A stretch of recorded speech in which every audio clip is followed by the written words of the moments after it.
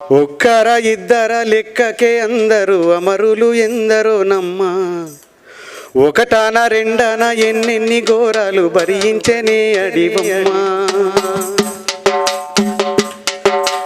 ఒక్కర ఇద్దర లెక్కకే అందరూ అమరులు ఎందరో నమ్మ.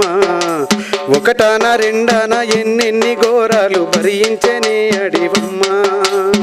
పల్లె తల్లిని వీడిన వాళ్ళను పావురంగా సాదుకుంటది. కన్న తల్లిని మరిసినోళ్ళను గావురంగా పెంచుకుంటది. న్యాయమొక్కటే రక్షించమంటూ ఉద్యమాన్ని నూరిపోస్తది.